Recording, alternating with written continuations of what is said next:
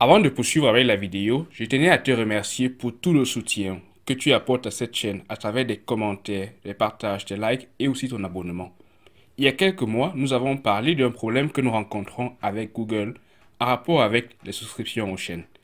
Malgré les différentes preuves apportées, malheureusement Google n'a pas pu réactiver ces différentes fonctionnalités, ce qui nous oblige plus ou moins à migrer notre entité vers une nouvelle entité.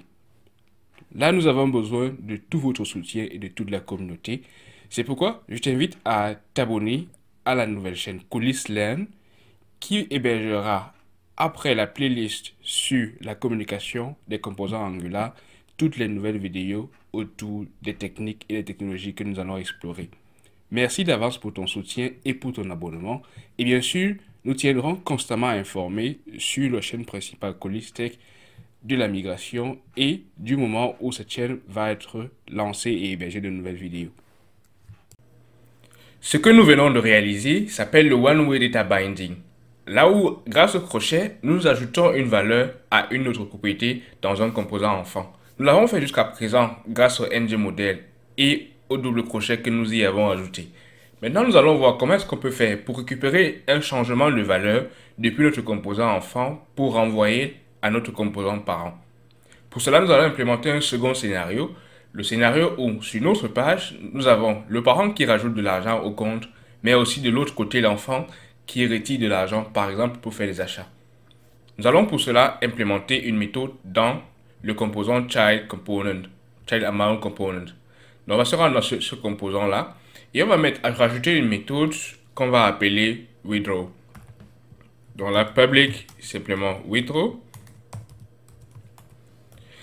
Et dans cette méthode-là, il s'agira pour nous à chaque fois de réduire ou alors de diminuer le montant disponible pour pouvoir faire des achats par exemple. Et à chaque fois, nous allons utiliser un montant fixe que nous allons définir par exemple à 100 euros. Puisqu'à chaque fois, le parent rajoute 100 euros, alors on peut se permettre de dépenser 100 euros pour les différents achats. Donc là, c'est juste pour implémenter ce scénario-là. Et pour cela, je vais appeler ce que nous avons jusqu'à présent. Donc jusqu'à présent, nous avons utilisé comme input amount. Donc je vais appeler 10.amount. Et vous notez par exemple que pour pouvoir réduire cet argent-là, je vais utiliser la même technique que précédemment. Je vais mettre moins égal 100 pour représenter les 100 euros ou alors 100 francs CFA. Donc maintenant que nous avons implémenté cette méthode Withdraw, on peut rajouter un bouton qui va faire appel à cette méthode-là et à chaque fois réduire le montant que nous avons. Donc là, je vais rentrer dans le template correspondant à notre Child Amount Component. Et tout en dessous de notre méthode alert, nous allons rajouter un bouton. Et ce bouton-là prendra les classes BTN et BTN-secondary ou bien danger, par exemple. Parce que danger va nous renvoyer à une couleur un peu plus rouge. Donc simplement, dans ceci, je vais insérer Withdraw et permettre à mon composant de faire appel à la méthode de click et d'utiliser la méthode que nous venons de créer dans notre composant child amount. Donc juste faire appel à cette méthode ici, withdraw, à l'intérieur de notre click event. Et désormais, je peux rajouter un peu d'espace tout en haut avec mt-5 pour que ce bouton ne soit pas collé tout de suite à notre montant disponible dans la lettre. Donc maintenant, on peut vérifier tout ceci dans notre navigateur et on se rend compte que nous avons simplement montant disponible, mais on n'a pas le composant nécessaire à afficher. Pourquoi? Là, on va revenir dans notre composant et on va vérifier pourquoi est-ce que notre bouton n'est pas affiché. Donc pour le moment, notre bouton n'affiche rien. Est-ce qu'il a été actualisé? On fait l'actualisation et là, il vient. On se rend compte qu'il n'avait pas été actualisé réellement. Donc là, maintenant, nous avons un bouton Withdraw qui permet de diminuer le montant que nous avons. Si je clique dessus simplement, je vais voir que j'ai 0 francs. Si je rajoute de l'argent dessus, c'est 700. Et lorsque je diminue, je suis à 600, 500, 400. Et si je rajoute, là, ça continue à 700 comme précédemment. Mais pourquoi? Et comment est-ce qu'on peut faire pour synchroniser en fait les valeurs à la fois que le parent rajoute mais aussi que l'enfant réduit? Parce que vous voyez que lorsque je réduis de l'argent, je mets par exemple à 500, le parent pense qu'il y a toujours 500 sur, il y a toujours 800 autant pour moi sur le compte commun. Donc alors, lorsqu'il va rajouter, on a l'impression qu'il part de 800 pour arriver à 900 directement et pas de 500 comme initialement. Comment est-ce qu'on peut faire pour envoyer une notification aux parents et le signifier que de l'argent a été retiré du compte. Ainsi, lors du prochain rajout, il tiendra compte de cette somme-là que nous avons retirée de ce compte-là. Nous allons pour cela utiliser un concept existant d'Angular qui va nous permettre de renvoyer une notification à notre parent. Donc là, je vais rentrer dans mon composant TypeScript du child amount et le principe et le concept que nous allons aborder maintenant, c'est le principe de output différent de input. Donc output, comme son nom le précise, je vais l'importer de Angular Core, permet de renvoyer à l'extérieur plutôt une valeur que de la recevoir comme ça a été le cas avec input.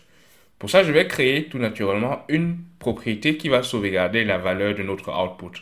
Donc, je vais utiliser le décorateur @output et en dessous déclarer le nom de la variable qui va être décorée avec ce dernier. Donc là, je vais mettre public et appelons celui-ci par exemple notification. Et la notification va prendre un type, attention, qui est aussi inclus dans la bibliothèque Angular qu'on appelle event emitter. Donc event emitter a pour rôle de transmettre les données ou alors les événements que nous souhaitons envoyer à nos différentes valeurs. Donc event emitter peut prendre un type générique ou alors prendre un type générique que nous allons dans notre cas prendre comme étant un number. Donc lorsque j'ai mon event emitter, je peux créer une nouvelle instance de cet event emitter là et je vais créer new event emitter simplement et rajouter mon type générique et naturellement le signe pour montrer le nom de la nouvelle instance. Donc maintenant que j'ai ma propriété de notification, je peux désormais utiliser celle-ci pour envoyer les valeurs. Mais comment est-ce qu'on peut faire pour envoyer une notification avec event emitter? Simplement en se servant de la méthode emit qui est disponible avec l'event emitter. Donc pour ça, je vais rappeler dans ma méthode withdraw simplement this.notification. Et là aussi, j'ai mes points. Vous allez voir que déjà, il fonctionne comme un observable. On peut souscrire à ce dernier. On peut aussi se désabonner grâce à unsubscribe. Mais aussi, il y a quelque chose d'intéressant, c'est qu'on peut renvoyer des valeurs, par exemple avec la méthode emit. Avec emit permet donc de passer une valeur à l'intérieur. Il dit que cette notification porte désormais la valeur que nous souhaitons transmettre. Donc, notification va être comme un pont entre une propriété ou alors une valeur que nous souhaitons transmettre à un autre composant. Et ce composant va se charger donc de souscrire en quelque sorte à la nouvelle valeur pour recevoir celui-ci. Donc avec emit, je vais passer simplement la nouvelle valeur de this amount dans la notification. Et il me manque une des secondes étapes, c'est de pouvoir souscrire à la nouvelle valeur à partir de ma notification. Comment est-ce que je le fais?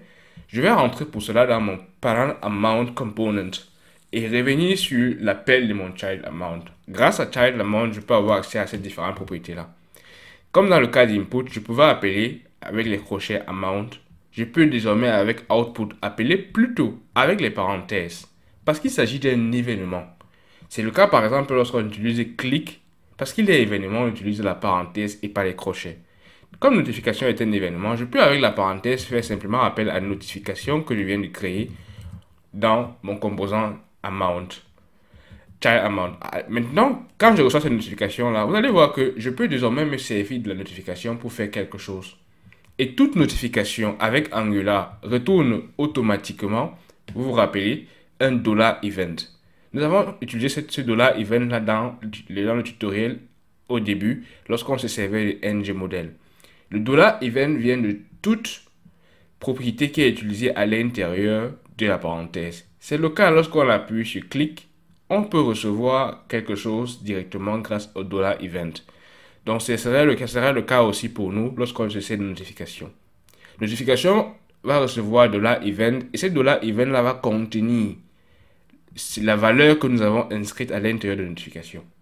Ce que je peux faire désormais, c'est de faire passer cette nouvelle valeur là à amount total. Donc, je peux appeler ici amount total, amount-total, et je peux mettre que c'est égal au $event que je reçois de ma notification. Donc là, j'inscris ceci. Ça veut dire que désormais, je décide de synchroniser ces différentes valeurs-là. Est-ce que ça change quelque chose réellement? À 100 francs CFA ou euros, je rajoute de l'argent. Et si je diminue de l'argent, on va voir que c'est toujours 500, 400. Mais la différence, c'est que maintenant, quand je vais rajouter de l'argent, ça continue à 500 et pas à l'ancienne valeur. Donc là, je rentre à 400 et là, si je rajoute, il va à 500 parce qu'il tient compte de la nouvelle valeur également. Il y a désormais une synchronisation entre ma notification et mon amount qui était disponible déjà dans mon composant parent. Une manière d'améliorer cette syntaxe-là, c'est de nous servir de la banane dans le box que je vous ai présenté plus tôt dans le tutoriel avec ngModel. Si vous vous souvenez, je vous disais que lorsque nous avons des valeurs, on va rentrer par exemple dans notre composant comme count. Lorsqu'on a des valeurs sous la forme A et aChange, alors on peut raccourcir les valeurs qui sont séparées dans les crochets et dans la parenthèse. Dans ce cas, on avait ngModel et ngModel change. Et les raccourcir simplement à ngModel et mettre la parenthèse à l'intérieur des crochets. La syntaxe qu'on appelle la banane dans un box. Mais comment est-ce qu'on peut faire pour reproduire ce modèle-là? Pour identifier la syntaxe du two-way data binding avec Angular, il suffit pour nous simplement de réadapter ce que nous venons de faire à la valeur ou alors à la syntaxe A et aChange. Comment est-ce qu'on peut le faire? Nous avons déjà A. Et il nous faut simplement aChange pour pouvoir réaliser tout ceci. Donc, nous avons décidé que notre input, c'est amount. Ça veut dire que pour avoir aChange, je dois avoir amountChange. Ce que je vais faire simplement, c'est de renommer ma propriété. Si vous êtes avec Visual Studio Code, c'est avec F2 en vous plaçant sur la propriété. Et je vais appeler ceci amountChange simplement. Vous voyez que j'utilise le même nom de la propriété initiale, amount. Et ensuite, je rajoute le préfixe avec le camel case, le grand C, change. Si vous n'avez pas cette syntaxe-là avec change, cela ne va pas fonctionner, ce qui va suivre. Là, j'ai modifié le nom de la propriété. Maintenant, elle s'appelle amountChange. Vous allez voir également, nous avons ici 10.amountChange. Je modifie tout ceci. Et maintenant, je vais rentrer dans mon template parent amount component HTML. Je vais utiliser, au lieu de notification, je vais utiliser plutôt amountChange. Vous voyez que pour l'instant, ça ne change pas grand-chose à ce qui existait déjà. Parce que notre application va continuer de fonctionner tout normalement. Donc, lorsque je rentre sur ma page, je vais avoir 200. Si je retire de l'argent, ça va suivre également lorsque je vais rajouter. Maintenant, nous avons la syntaxe amount et amountChange. Angular nous permet, parce qu'elle respecte cette syntaxe amount pour l'input et amountChange pour l'output, de réduire tout ceci à la simple valeur avec simplement la parenthèse à l'intérieur de notre crochet. Et lorsque ceci est fait, je peux me débarrasser désormais de la seconde syntaxe que nous avons utilisée, amountChange. Pourquoi? Parce que Angular va se charger de lire la valeur contenue dans le change et de faire les changements nécessaires lorsque cela va arriver. Ainsi, on vient de réaliser le two-way data binding et pour se rassurer que cela fonctionne toujours, on rentre simplement, on rajoute de l'argent. Ensuite, on retire par exemple 200 francs CFA et on rajoute, on va se retrouver toujours à 300. Donc ainsi, tu peux réaliser ton propre two-way data binding grâce à la fois à la combinaison de input et de output avec Angular, tous tirés de Angular Core. Théoriquement, on peut se servir de l'ancienne syntaxe avec amount et amountChange si par exemple on souhaite faire appel à une méthode dans le composant parent lorsque cette valeur-ci va changer et par exemple envoyer notre notification. Maintenant, nous venons de voir le one-way et le two-way data binding avec Angular. À présent, abordons plutôt une autre technique très intéressante et particulièrement nécessaire dans les applications Angular pour faire communiquer plusieurs composants. C'est la communication grâce au service.